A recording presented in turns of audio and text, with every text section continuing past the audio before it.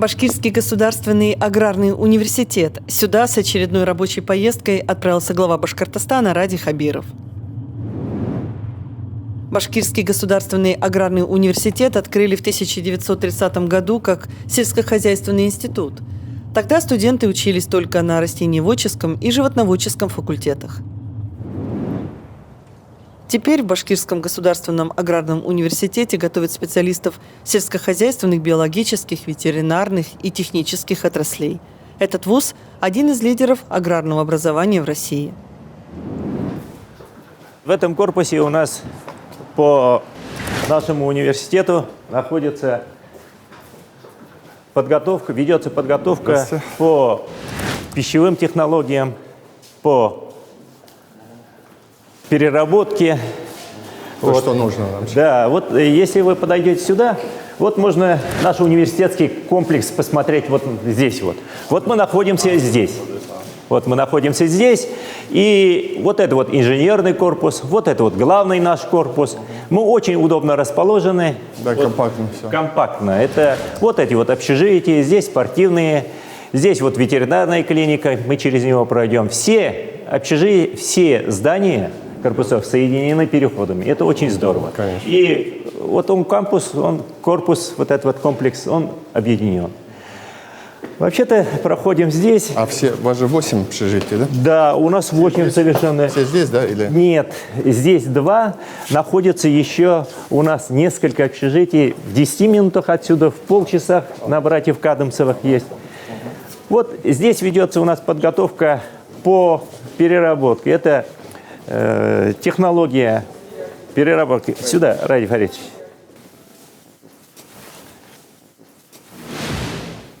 Вот мы сейчас с вами заходим в лабораторию оценки качества молочных продуктов. Вот здесь у нас специальные сыроварни, мини-сыроварни. Ну, вообще-то здесь сыроварни – это, высший писк – это мягкие сыры мы готовим здесь. Мягкие сыры. И когда нужно, мы здесь проводим повышение квалификации. Вот фермеров всех этих проходим. Вот здесь вот подготовка кадров. Понятно, и студентов ведется, но и дополнительное профессиональное образование. И по всей России мы уходим здесь на очень такой хороший уровень. С нами считается... Вы экспертизу можете делать, нет? Мы экспертизу пока нет. Пока нет. Мы учебные заведения. Далее мы здесь готовим и тех людей, специалистов, которые занимаются общепитом. Здесь вот у нас на этом факультете 370 где-то студентов, где-то по общепиту. Вот это вот 4 этажа корпус. Здесь находятся и ресторанные дела, барные дела. Ну и готовим, конечно же, как люди должны понимать, знать. Они получают санитарные книжки и обязательно работают в летний период в составе структуры отрядов. Это очень важные направления. Ну и здесь вот все на 2 человека оборудовано. То есть на этой базе у нас мы обучаем также и студентов вместе по сетевому обучению нефтяного университета. Они на выходе какую специальность получают? Как называется? Технолог общественного питания. Здорово. Спасибо. Ну, здесь обучение идет оттуда. Здравствуйте, девочки. Проходит полностью все оборудование, мини-оборудование. Вон фарш делают, здесь промывают, здесь набивают. Здесь вот проводят соответствующие пароконвентернаты, там приготовление. Здесь идут. По переработке мяса у нас... мы плотно работаем с нашими переработчиками. Например, в УМКК где-то порядка 55 человек. Наша задача не производство, наша задача же подготовить рецептуру и показывать, какая она функциональность ее. Вот с этой позиции мы и ведем. Расскажу о наших маленьких успехах. Да? Мы вчера заключили договор с ИП Азатовой. Вы ее хорошо знаете, как производители бузы с Сибая. И мы скоро интегрируем бузу во многие магазины города Сибая совместно. У нас будет разработка. Они будут выпускать ее под наши Спасибо, молодец. Наши выпускницы. А макаронные изделия где делаются? Это также учебные образцы. Это учебные образцы. Да. Кстати, вот молочную кухню возглавляет первый выпускник нашего факультета, Ильдар Сайгафаров, да, он наш. Молодцы, здорово. Спасибо. Это вот инженерный корпус, наверное, да? Да, это инженерный, мы туда пройдем, правильно. Вот эти вот два корпуса инженерных, мы просто пройдем. Ну и здесь вот в этом году мы с нашим стратегическим партнером, вот Ставросом, наш выпускник, кстати. Серьезно? Вот, кандидат в общежитии был. Вот.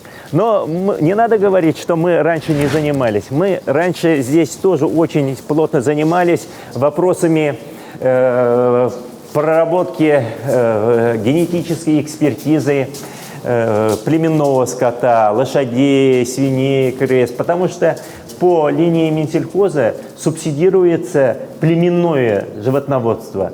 А чтобы подтвердить свое племенное животноводство, надо получить четкую экспертизу. И мы раньше проводили экспертизу достоверности племенных скота, свиней, которые есть у Таврос. И вот сейчас вышли с предложением, вот на первом этаже мы вместе с ними создали вот такой вот комплекс. Здорово. Который... Я передаю слова.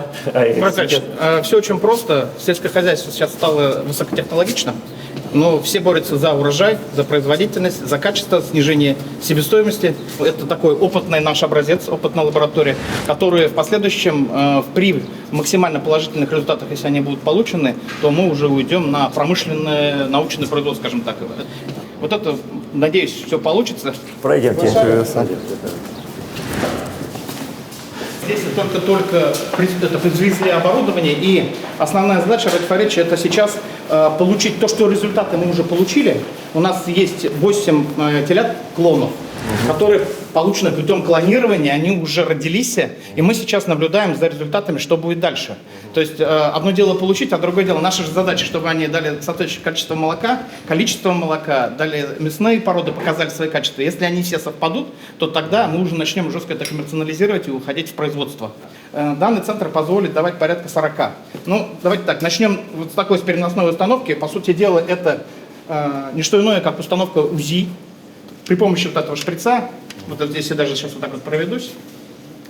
Вот, по сути дела, вот видите, он работает полностью как УЗИ. Это переносная установка, которая с собой выезжает прямо на ферму. Значит, при помощи насоса создается давление, и биоматериал забирают. То есть, если раньше яйцеклетку вымывали, а сейчас просто высасывается. То есть, каждый 21 день по 40 можно будет, там, по 26, по 30 яйцеклеток можно брать. Которую клонировали же, да? Как она... А мы покажем сейчас на видео. Покажем? Да, покажем.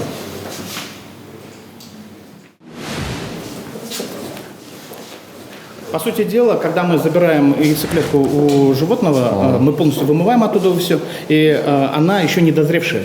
Ее приводят сюда в лабораторию, и вот лаборанты оценивают, на какой стадии развития она находится, и принимают решение. Если необходимо ее додержать, они помещают в такую же среду, как у матери, и де-факто после лабораторных помещают вот в такие шкафы, где они создан соответствующий климат и температура, позволяющие им подрасти.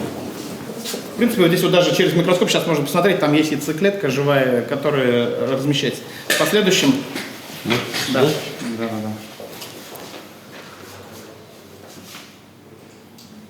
Ну... Или с хвостиком должно быть. Такой маленький кругляшочек должен быть розового цвета. вот я вижу, вот. Это и есть. Ну только одна яйцеклетка здесь. Да, совершенно верно. Сергей Иванович, это вот как раз в рамках реализации нашего евразийского этого проекта.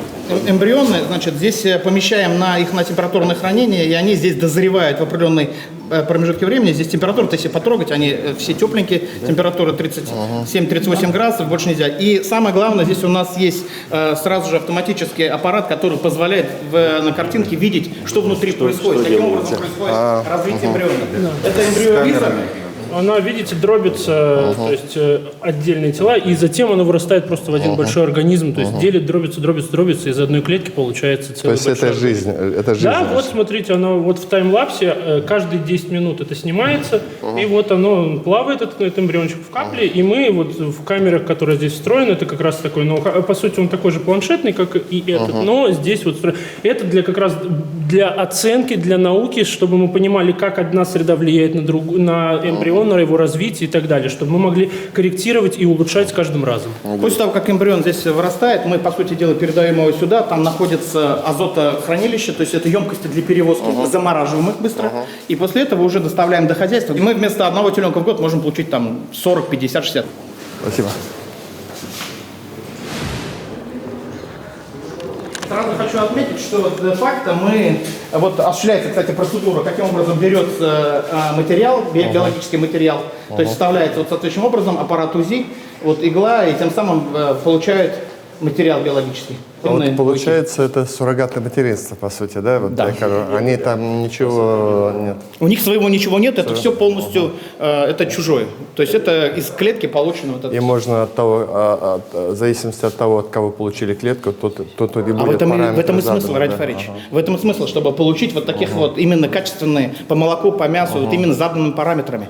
Иначе мы вот смотрите, мы покупаем племенных свиноматок в Дании, а тут де-факто мы можем из одного материала получить, размножить, просто клонировать. Смысл вот такой. Пойдемте дальше. Смысл в этом. Здорово.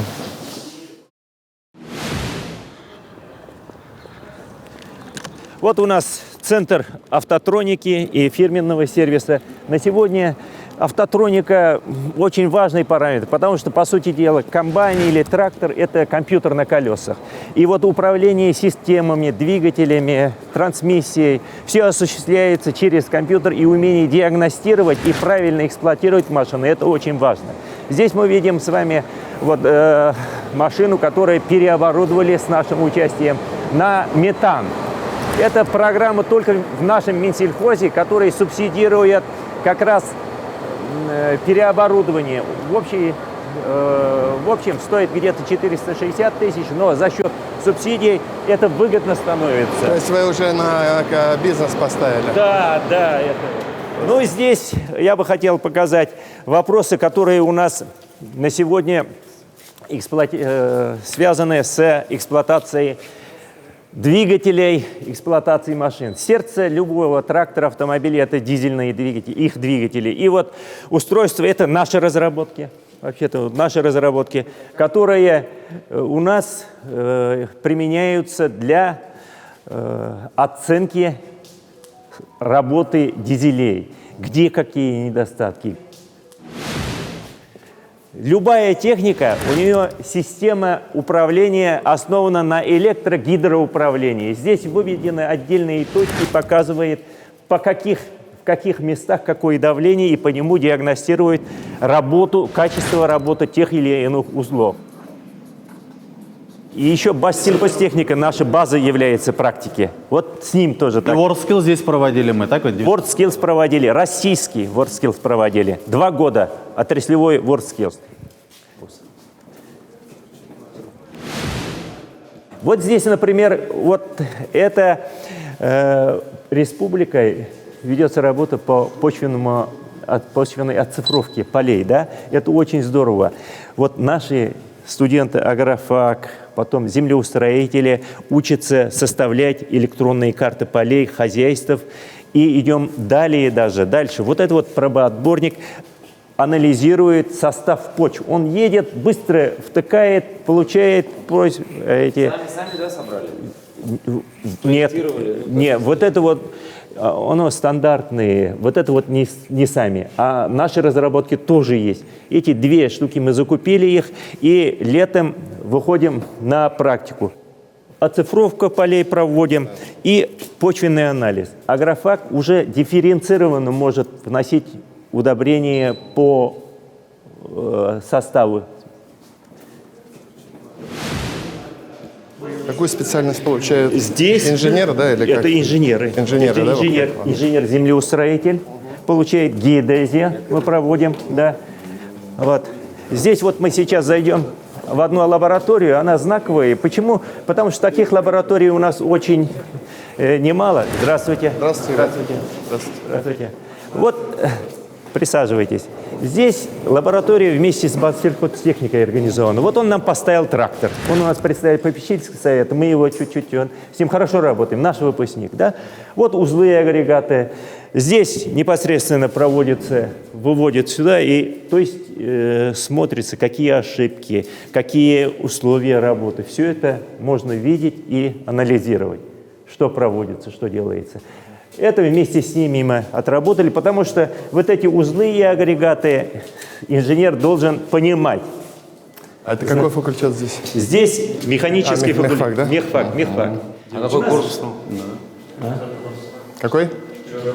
Четвертый? Уже все они, диплом уже сейчас. Когда мы учились, было 150 мальчиков, 2 девочки. Сейчас смотрю, в одной группе 4 девочки. Пройдемте дальше.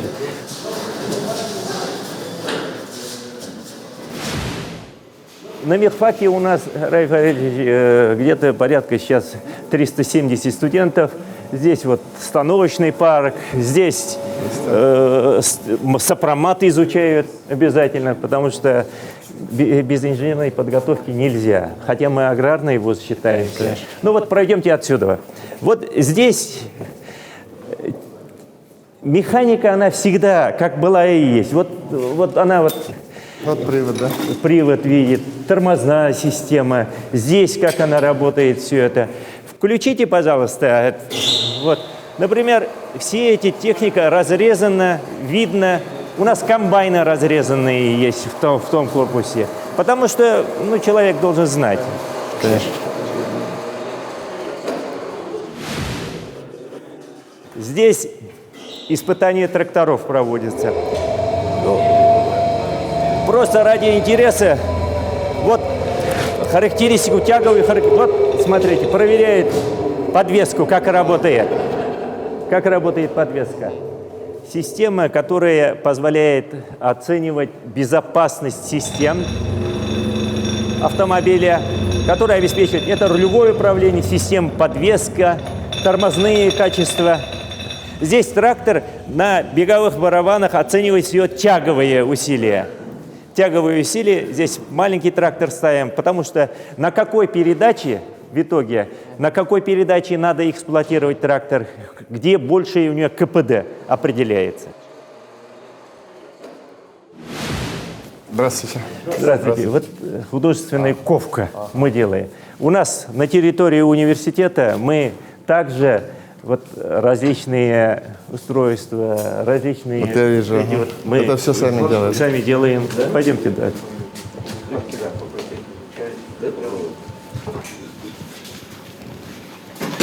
Александр Геннадьевич, вы сознанием дела? Я всегда сознанием дела. Я, между прочим, слесарь-ремонтник этого 4-го разряда. Что вы собираетесь делать? Что-то попробую поварить.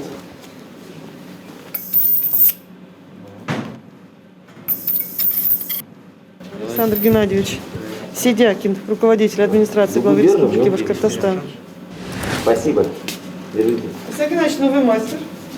Это нужно оценить как мастерство. Так какой результат, Александр Геннадьевич? Признайтесь.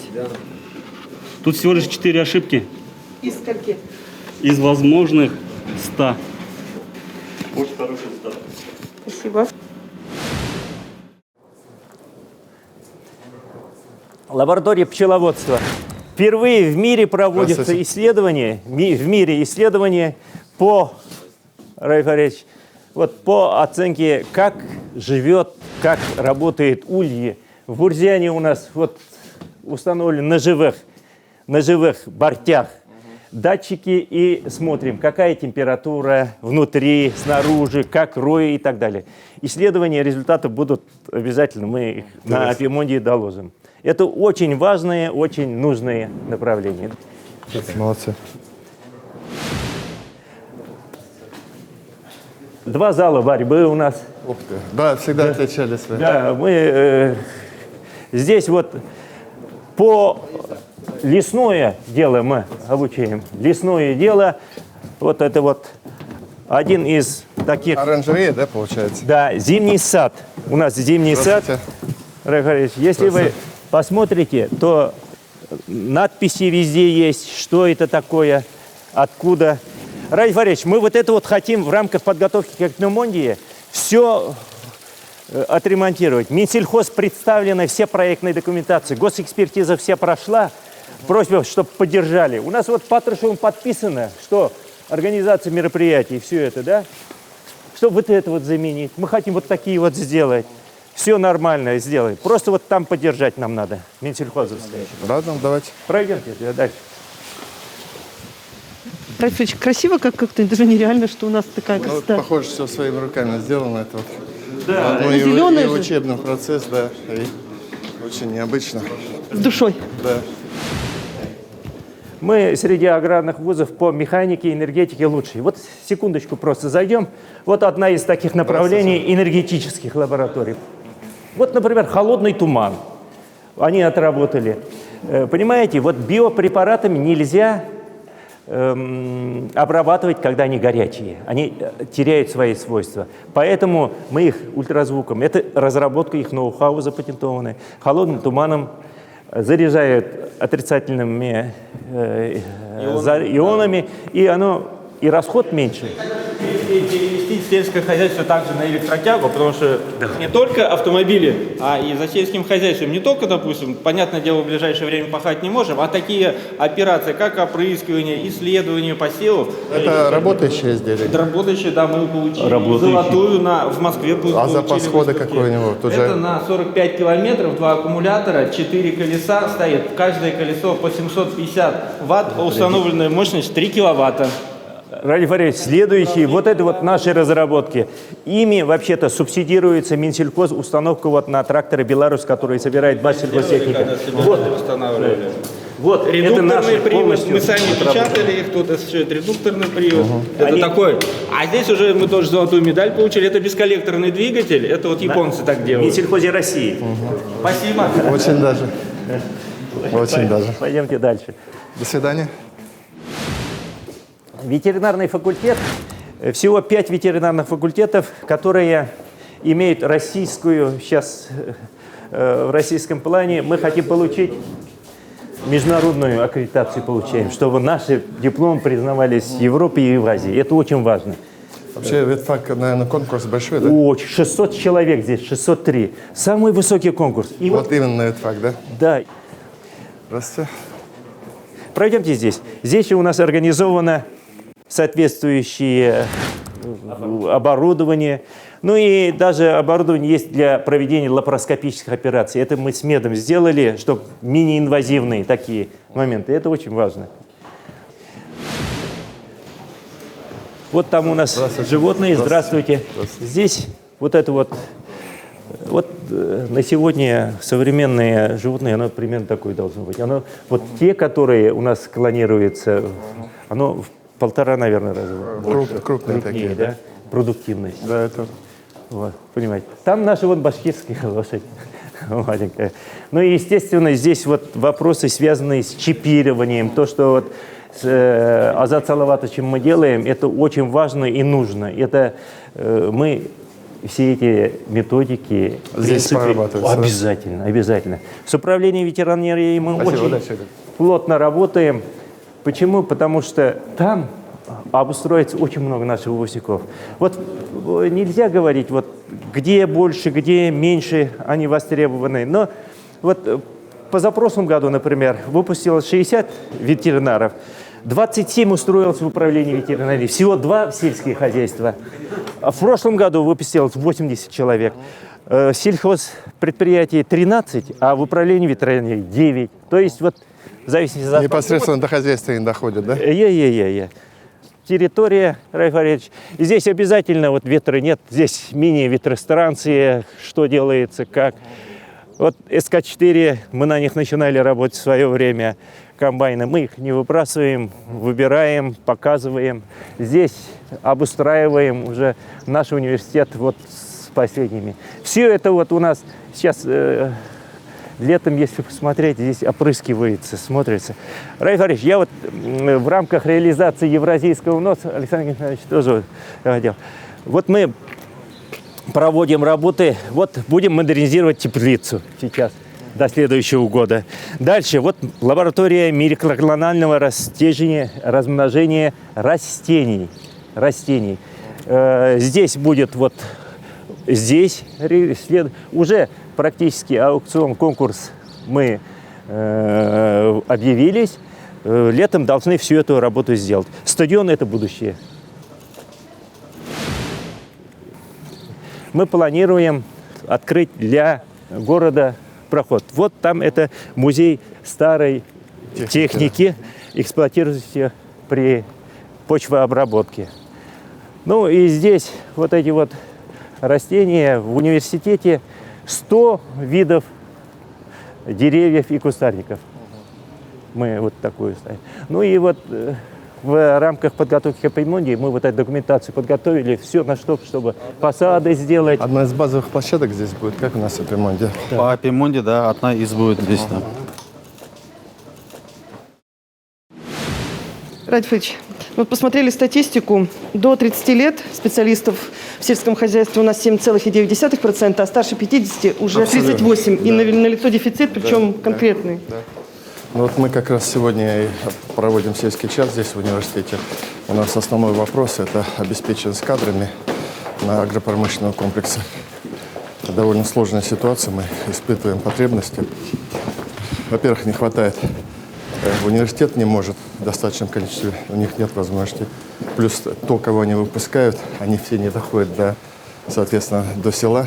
И потому что зарплаты в других местах выше, чем мы можем предложить? Их перекупают везде. И тут готовят очень классных специалистов, поэтому они везде себе найдут трудоустройство. Вот наша задача чем-то их привлечь. Хотя университет хороший. Безусловно.